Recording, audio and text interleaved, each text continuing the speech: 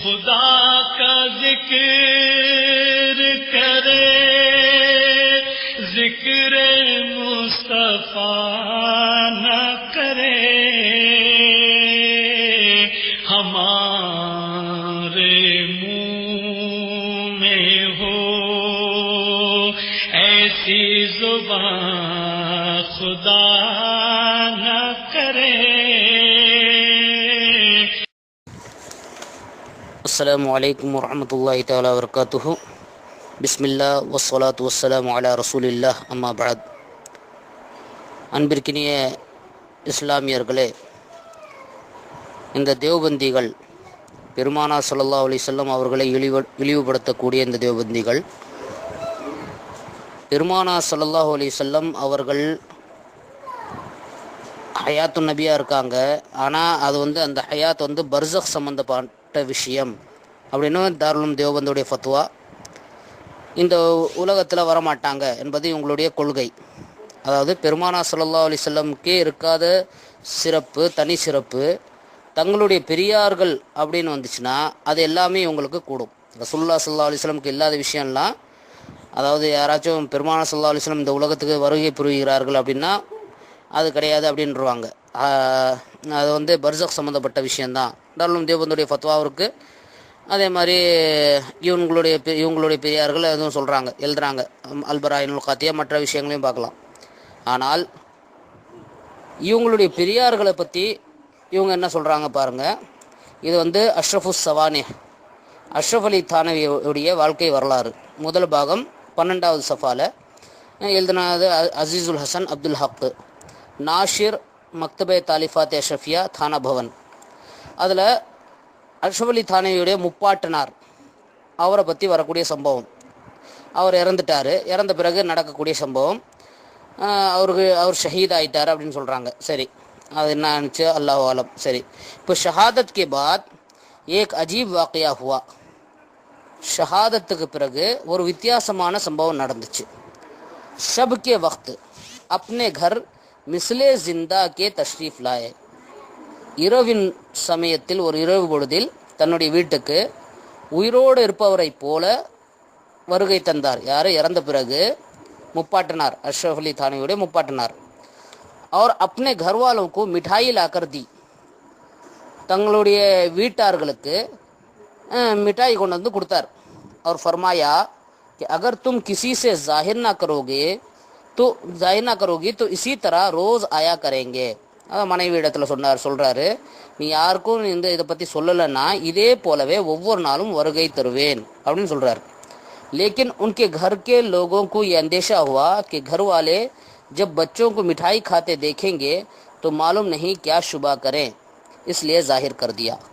ஆனால் அவங்க வீட்டார்களுக்கு என்ன ஆச்சுன்னா, அந்த பசங்க மிட்டாய் சாப்பிட்றத பார்த்தா மற்றவர்கள் வீட்டை சார்ந்தவர்கள் என்ன நினைப்பாங்க அப்படின்னு ஒரு நிலை ஏற்பட்டுச்சு. அதனால் அவங்க சொல்லிட்டாங்க. யார் கொண்டு வந்து கொடுத்தாரு? இறந்த பிறகு அஷ்ரஃப் அலி தானவியுடைய முப்பாட்டனார் அந்த மிட்டாய் கொண்டு வந்து கொடுத்தாரு அப்படின்னு சொல்கிறாங்க. ஃபிர் ஆப் தஷ்ரீஃப் நஹி லாயே. இவங்க சொன்னதுனால, ஏன்னா அவர் சொன்னார் யார்கிட்டயும் சொல்லாதீங்க, சொல்லலைன்னா நான் தினைக்க வருவேன் அப்படின்னு சொன்னார் இல்லையா. இவங்க சொன்னதுனால என்ன ஆயிடுச்சு, இவங்க அதாவது முப்பாட்டனார் அதுக்கப்புறம் வரவே இல்லை. ஏ வாக்கியா खानदान में मशहूर है. இந்த சம்பவம் அவங்களுடைய खानदाனில் ரொம்பவும் பிரபலியமாக இருக்குது அப்படின்னு சொல்கிறாங்க. சரி, இதில் பெருமானார் ஸல்லல்லாஹு அலைஹி வஸல்லம் அவர்களே வர முடியாது, இது ஃபத்வா, அவங்களுடைய ஃபத்வா. ஆனால் அஷ்ரஃப் அலி தானவியுடைய முப்பாட்டனார் அவர் வராரு. சரி, மிட்டாய் எங்கேருந்து கொண்டு வந்தார்? கபரில் என்ன மிட்டாய் கடை வச்சுருந்தாரா? சரி, அங்கே மிட்டாய் கடை வச்சுருந்தாலும் அதுக்கு தேவையான பொருட்கள்லாம் எங்கேருந்து கொண்டு வந்தார்? அப்போது என்ன காசு வச்சுருந்தாரா? இல்லை. அப்போ காசு கொண்டு போகல, அப்போ எங்கேயாச்சும் திருடி இருப்பார். அப்படி தானே வருது. ஏன்னா இப்படி தான் சொல்ல வருது. எவ்வளோ பெரிய மோசமான இது பாருங்கள். பெருமானார் ஸல்லல்லாஹு அலைஹி வஸல்லம் அவர்களே வரமாட்டாங்க, ஆனால் இவங்க மிஸ்லே ஜிந்தா, உயிரோடு இருப்பவர்களைப் போல இவர் வருகை புரிகிறார். அடுத்ததாக பெருமானார் ஸல்லல்லாஹு அலைஹி வஸல்லம் அவங்களுக்கே முதுகுக்கு பின்னாடி சுவத்துக்கு பின்னாடி நடக்கிறது கூட தெரியாது அப்படின்னு அவர் யார் கலீல் அஹ்மத் அம்பேட்வி அல்பராயினுல் காத்தியால சொல்கிறார். அது ஒரு இட்டுக்கட்டு வேற, அது மேலே அப்துல் ஹக் முஹத்திஸ் தெலி ரஹ்மத்துல்லாஹி அலைஹி மீது. இன்ஷால்லா அது இதுக்கு பதில் வந்துச்சுன்னா அது அந்த என்ன இட்டு கட்டினாருன்றதுக்கு ஆதாரத்தோட நம்ம அதை போடுவோம் இன்ஷால்லா. அப்போது பெருமானா ஸல்லல்லாஹு அலைஹி வஸல்லம் அவர்களுக்கே தெரியாது அப்படின்னா இவங்க வீட்டுக்காரங்க சொல்லிட்டாங்கன்றத இவர் இறந்த பிறகு இவருக்கு எப்படி தெரிஞ்சிச்சு? யாருக்கு? அஷ்ரஃப் அலி தானவியோட முப்பாட்டனாருக்கு எப்படி தெரிஞ்சிச்சு? இதுதான் இவங்களுடைய டபுள் பாலிசி. அதாவது எந்த விஷயம் ரசூலுல்லாஹி ஸல்லல்லாஹு அலைஹி வஸல்லம்க்கு நம்ம ஏற்றுக்கிட்டோன்னா அது கூடாது, அது மார்க்கத்துக்கு முரணான விஷயம் அப்படின்னு இவங்க சொல்கிறாங்க. ஆனால் இதே விஷயம் இவங்களுடைய பெரியார்களுக்கு ஏற்றுக்கிட்டாங்க. இன்ஷால்லா அடுத்த சம்பவத்தை பார்ப்போம். அடுத்த இது பாருங்கள், அர்வாஹே சலாசா. இது அஷ்ரஃப் அலி தானவி எழுதுனது. இதோடைய 247வது ஹிகாயத்தை பாருங்கள். ஹபீபுர் ரஹ்மான் மர்ஹூம் அவங்க சொன்னதாக வரக்கூடிய ஒரு இது சம்பவம். அதாவது தாருலும் தேவபந்தில் மாணவர்கள் கூட சண்டை ஏற்பட்டுச்சு. அந்த சமயத்தில் என்ன ஆயிடுச்சுன்னா, மௌலானா महमूदुल हसन गो असल झगड़े में ना शरीक थे, ना उन्हें इस किस्म की उम्र से दिलचस्पी थी, मगर सूरत हालत ऐसा पेश आई कि मौलाना भी बजाय गैर जानिबदार रहने के किसी एक जानिब झुक गए. அதாவது மஹமூதுல் ஹசனை பற்றி சொல்கிறாங்க. இவர் அந்த சண்டையில் இவர் இல்லை, இருந்தாலும் அவருக்கு இந்த மாதிரி சண்டையில் அவருக்கு எந்த விதமான இதுவும் கிடையாது. சண்டையில் போகிறதெல்லாம் அந்த அவருக்கு பிடிக்காத விஷயங்கள். ஆனால் என்ன ஆயிடுச்சுன்னா, அவர் யாரும் ஒரு சாராரை சார்ந்து இல்லாமல் இருந்தாலும் ஆனால் என்ன ஆயிட்டாரு, ஒரு பக்கம் அவர் சேர்ந்துட்டார். இந்த சண்டையில் ஒரு சாராரோடு சேர்ந்துட்டார். அவர் வாக்கியா தூள் பக்கடுகையா. இதனால என்ன ஆயிடுச்சு, இந்த சம்பவம் ரொம்ப பெருசாகிடுச்சு. इसी दौरान में இப்போ பாருங்க, एक दिन अलस सुबह बाद नमाज फजर मौलाना रफ़ीउद्दीन साहब रहमतुल्लाह अलैह ने मौलाना महमूदुल हसन साहब को अपने हुजरे में बुलाया जो दारुल देवबंद में है. இந்த நிலையில் ஒரு நாள் அதிகாலையில் ஃபஜர் தொழுகைக்கு பிறகு மௌலானா ரஃபீஉத்தீன் சாஹிப் மௌலானா महमूदुल हसन, யார் இவங்களுடைய ஷேகுல் ஹிந்த், அவரை கூப்பிட்டு தன்னுடைய அறையில் கூப்பிட்டு சொன்னார். அந்த அறை எங்கிருச்சு? தாருல் தேவபந்தில் இருக்குது. மௌலானா हाजिर हुए, கூப்பிட்டார். मौलाना வந்துட்டார். யாரும்? ஷேகுல் ஹிந்த் வந்துட்டார். और बंद हुजरा के किवाड़ खोलकर अंदर दाखिल हुए. அந்த மூடி இருந்த அந்த ஹுஜராவுடைய கதவை திறந்து உள்ளே போயிட்டார். மோசம் சख्त सर्दी का था. அந்த காலம் மிகவும் பயங்கரமான குளிர், அந்த குளிர்காலம்.